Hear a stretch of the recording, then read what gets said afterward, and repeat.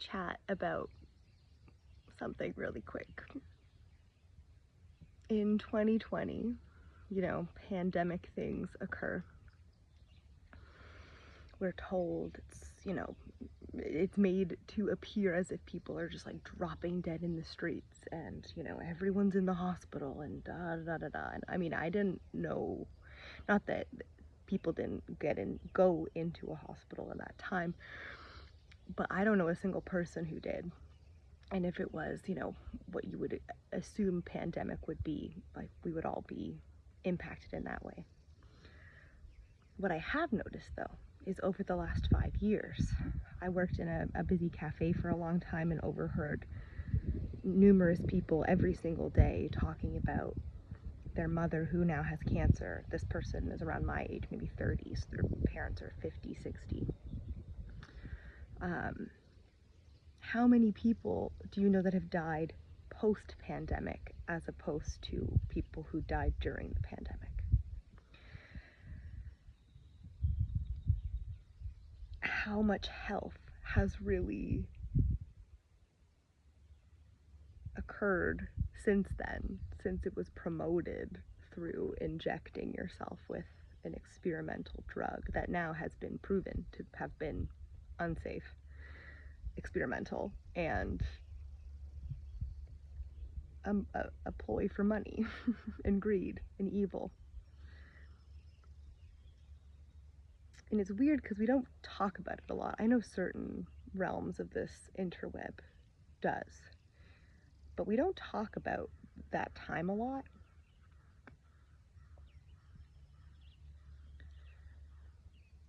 And we've just kind of moved on and accepted dis-ease as a regularity. I don't watch TV a lot, but I sometimes sit with my uncle and watch some Fox News. And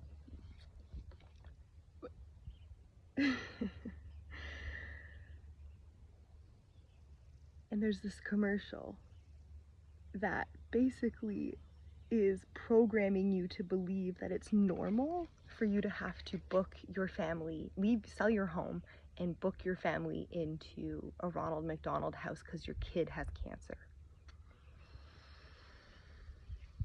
What kind of world is that? Normalizing dis-ease in our children. And can we begin to see the pandemic? Some people call it the plandemic. I don't know.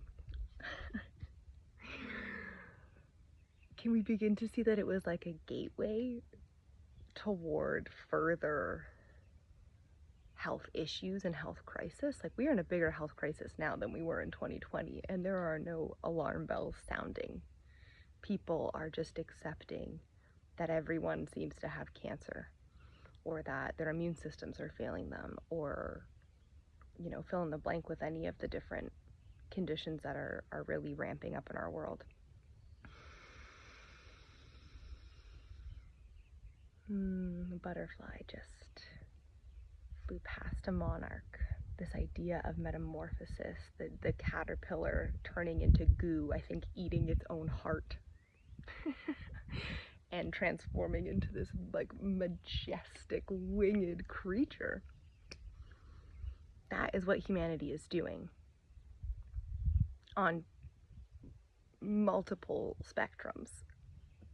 We're becoming the beautiful butterfly, and we're also that's not a very good analogy. I don't know how to say that properly, so never mind that. We are in this beautiful time of metamorphosis, and we are seeing humanity metamorphise in so much goodness and kind of like miraculous energy. And we're seeing death and decay. It's like, well, that's its own form of metamorphosis. You're either kind of, well, this is a generality. There's more nuance and more experience than just these things I'm about to say. But it's like, I see two paths. The path of the butterfly going, well, I mean, either way, it's the path of the butterfly, but it's like, there's some micro differences that split it. There's those of us that are choosing to take our own health and sovereignty into our own hands, because we learned in the early part of this decade that our choices weren't respected, that they were demonized, villainized, that we were dehumanized because of our choices. And so now we are hunkering down and going further and deeper into that. And I speak those words, I don't like the systems that were, as I call them, because I don't believe in allowing them the power that they so desperately desire from us.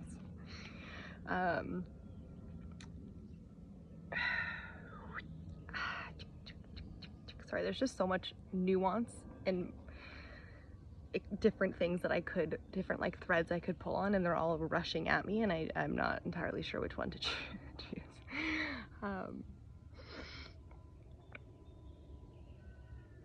But that happened. That was an experience that people had. That was an experience I had, that these systems that claim to be here for us completely turned against us. My own prime minister basically called me a murderer and a racist, you know, because I didn't want to get the thing that they were pushing that made them a whole fuck ton of money, and that was the plan to make people sick, that we are now seeing in action all around us. How many 50 to 60-year-old people, fucking 30 to 60-year-old people are dying? How many children have cancer? Especially those who decided to go with the plan that was given. And I personally hold no judgment for that. I know there's a lot of like rhetoric about the sheeple and all that shit, and I think that's useless and stupid and shows how deeply unawakened a lot of people still are, even though they, you know truth, know some of the truth, whatever. I mean unawakened in the heart. You know, you can be awakened up here, but how far down your body is it really going? So I hold no judgment for people who chose that, because that was a time that no one, well, I can't say no one anticipated. A lot of people predicted it, but if you didn't know that, you didn't know that. And when fear comes barreling at you, you hold on to what you know, to what feels comfortable. And maybe people became aware of how reliant they are on outer authority to bring them safety, which again, I will say, safety is an inside job. And I think we're seeing the consequences of allowing an external force with agendas and wider scopes than we can even possibly imagine about this experience, than what they've allowed us to see and perceive. They're controlling this game of hide and seek that we're in with God. And that is God too, you know? How mystical can we get with this shit? How wide can we open all of our body, not just our mind, not just our eyes, the eyes in our heart, the eyes in our womb, the intelligence in our womb? Whether you're woman, man, doesn't matter. You have an energetic womb space where you create from. And I think in order to create something different, we have to actually acknowledge what has occurred. And I know I would speak of this from my own thread of experience, where I didn't inject anything. I stopped wearing a mask pretty early in 2020. I was chased out of a value village. Someone screamed at me that I was a murderer. It's funny now, but that shit hurt. It was terrifying. I still get social anxiety going out into public, like, oh god, is someone gonna just fucking attack me today? It's getting easier, but I'm aware of how close to the threshold people are there, because we haven't dealt with it. We're sitting on this like collective trauma that we just refer to as COVID times. You will never fucking hear me refer to that time as that, this weird marker in history. I'm not giving it the power that of that. It was impactful, fucking right, it was impactful, and it was a beautiful time in many ways for me. But it was really hard, and no one ever was like, hey, sorry about that. sorry. We fucked up intentionally. But you know, there's a lack of accountability out there that we just have to choose to hold ourselves accountable. And that's where we find accountability, not relying on accountability out there, because we can't force these systems to do that. And I mean, there are people out there doing that, and that is beautiful and wonderful and appreciated. Another thing I want to share, hopefully my storage doesn't stop this video. In that time, I traveled to Nicaragua in 2021, and on my way back was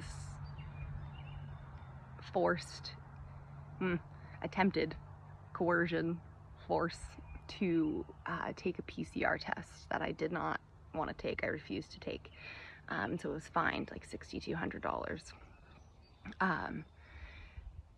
And then stalked for about 2 weeks after that by a police officer in my town, who unfortunately for him I gave the finger to so many times. I know it's not his fault, but at the same time, everyone has a choice.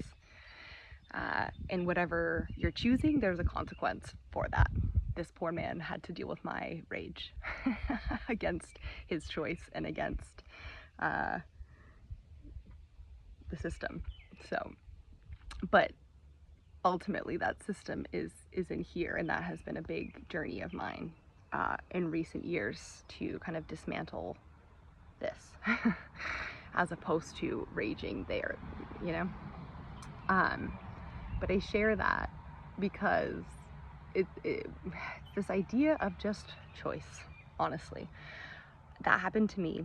My brother also had an experience where he was fined in another way. I'm not going to share his story, but he's chosen to fight this experience and allow it to be real. And I mean, in his mind it is real, so it's so valid, and I understand it. I chose to just ignore it because I knew there was no validity in them doing that to me,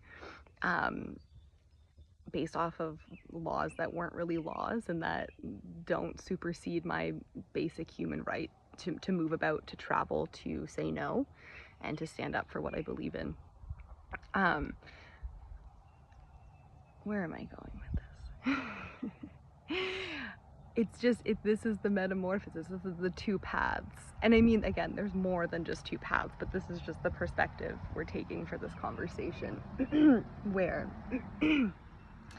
there's like the path of dis-ease and furthering bullshit, and there's the path of freedom from it.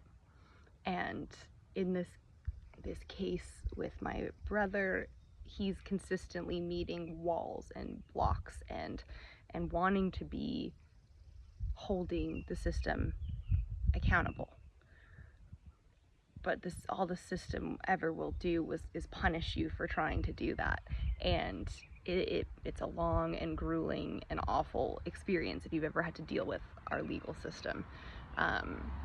It's stupid, and it's not here for us. And yeah, the path of freedom from it, just choosing to not give it the power, not play in it. It's just interesting. And I don't really know, maybe this sort of someone that's going to listen to it, and that's why you're listening to it, that, you know, this fear around that time that is still lingering in all of us, whether we want to admit it or not. I know I feel it at times. We have a choice of how we're perceiving this life. Are we seeing it through the lens of fear, of opposition, of like fight, or are we just kind of like letting that go for now and kind of saying, fuck that. That's not the life I want to live. That's not the experiences I want to move through. And I deeply trust in God and in what is occurring in my experience. And even if that were to come and bite me in the ass in a few years, I don't believe it will, but who knows? Like, I don't fucking know what's gonna happen. I'll flow with that then too, regardless of how much fear of authority comes up, because I have a fuck ton of that in my system still that is slowly unclenching itself.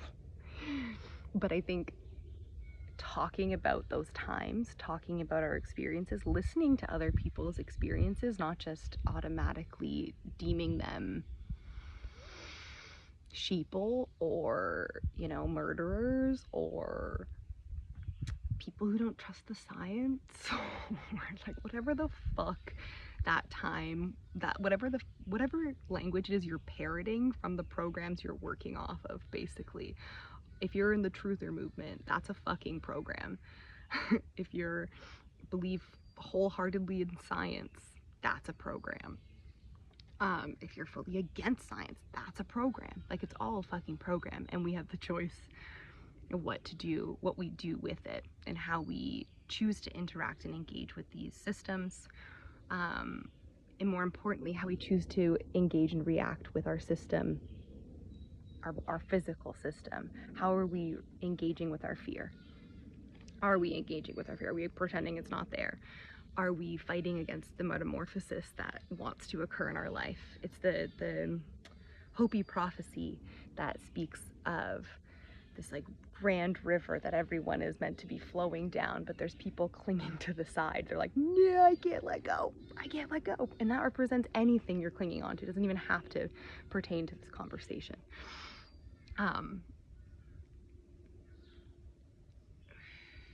But yeah, I think it's important to acknowledge the fact that we were so obsessed with health and, oh, everyone's dying. Like, I can't even tell you how many people that I know that said that. Like, well, you know, people are dying, Jenna. Oh my God, people are dying.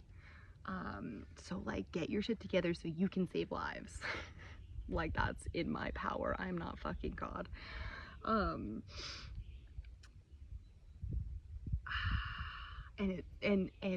going from that hyper focused to now so many people are sick, so many people are dying, way younger than is typical, and with, you know, no real explanation. I have family members that have died via blood clots, as an example, though they've put, like, that's on the death certificate, but it's, you know, oh, it was cancer.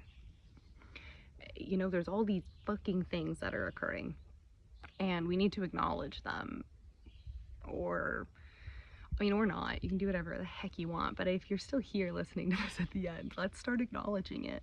And if you want to share your experience of that time in the comments below, go for it. Whatever it would be, even if it's completely different from mine, I don't care. We need to get off of these fucking fence posts and start actually talking with each other and figuring this out together, as opposed to just like hiding behind, you know, these perceived enemy lines. Those ones over there are bad. No, I can't talk to her. She didn't get injected. Or her not getting injected terrifies me because talking to someone with a different opinion starts to make me see where, oh shit, what is my question? It makes us question. Even if we're not consciously questioning it, we feel this like tension and this inner corrosion occurring, and we don't like it. It's not comfortable, but fuck it. Either way, it's gonna happen. So I'm bringing it forward for us to talk about. It's just really fucked up. This like, I mean, our whole reality as we were born into it is inverted.